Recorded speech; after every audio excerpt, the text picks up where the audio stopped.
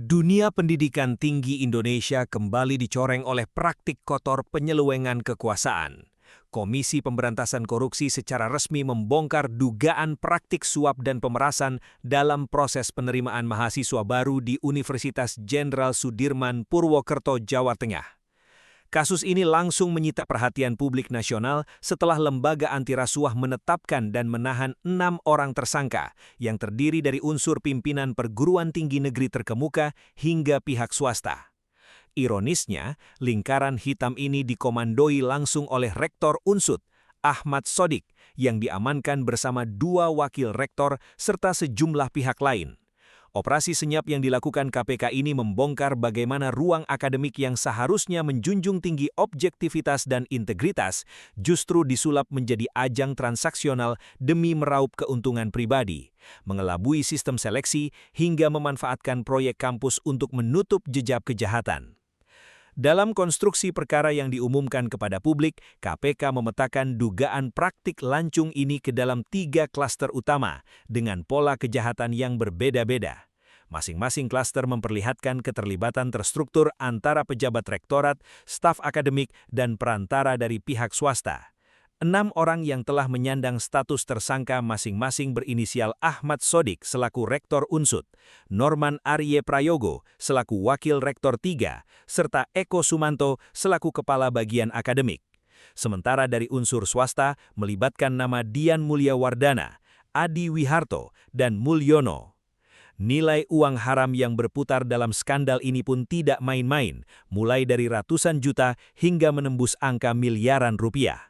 Modus operandi yang digunakan pun sangat licik, mulai dari pemerasan terhadap orang tua calon mahasiswa kedokteran, penggalangan dana jalur mandiri, hingga manipulasi akses sistem elektronik kampus. Klaster pertama berawal pada Agustus 2026, ketika Wakil Rektor 3, Norman Arye Prayogo, atas sepengetahuan Rektor Ahmad Sodik, diduga meminta uang sebesar 650 juta rupiah kepada orang tua calon mahasiswa Fakultas Kedokteran.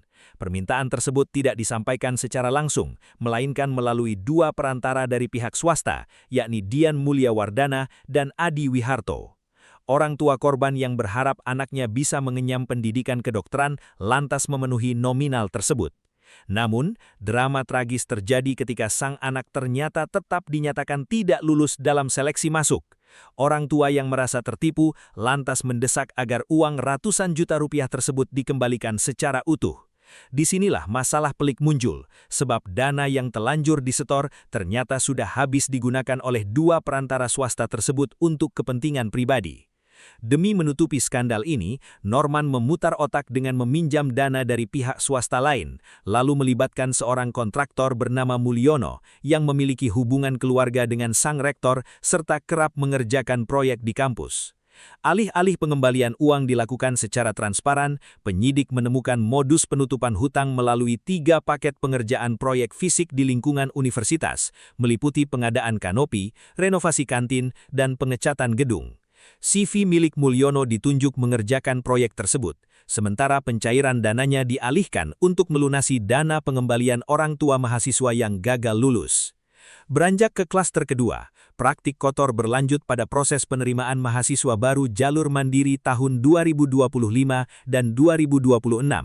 Jalur mandiri yang seharusnya menjadi pintu seleksi alternatif yang objektif justru dijadikan komoditas jual beli kursi. KPK mendapati arahan khusus yang diberikan oleh Rektor Ahmad Sodik kepada Mulyono untuk menghimpun dana dari pihak-pihak yang ingin menitipkan calon mahasiswa. Dalam komunikasi transaksional tersebut, terungkap sebuah sandi atau kode yang sangat khas dan terencana. Perintah yang meluncur di balik layar berbunyi, "Jangan diminta di awal, jika dikasih bilang terima kasih." Kode ini digunakan untuk mengamankan komunikasi agar tidak terdeteksi penegak hukum pada tahap awal pendekatan. Dari klaster jalur mandiri ini, aliran dana ilegal yang berhasil diidentifikasi penyelidik telah mencapai sekitar 680 juta rupiah. Lebih jauh lagi, aliran uang haram tersebut tidak berhenti pada penyimpanan tunai. KPK menemukan indikasi kuat bahwa dana hasil suap jalur mandiri ini dibelikan 3 bidang tanah atas perintah rektor, namun sengaja diatasnamakan Mulyono untuk menyamarkan kepemilikan aset hasil kejahatan korupsi. Klaster ketiga memperlihatkan tingkat kecanggihan modus operandi yang melibatkan Kepala Bagian Akademik Unsut, Eko Sumanto, yang bertindak sebagai panitia seleksi. Eko kedapatan berkomunikasi intensif dengan pihak eksternal yang bertindak sebagai pengepul calon mahasiswa. Dalam perbincangan tersebut terjadi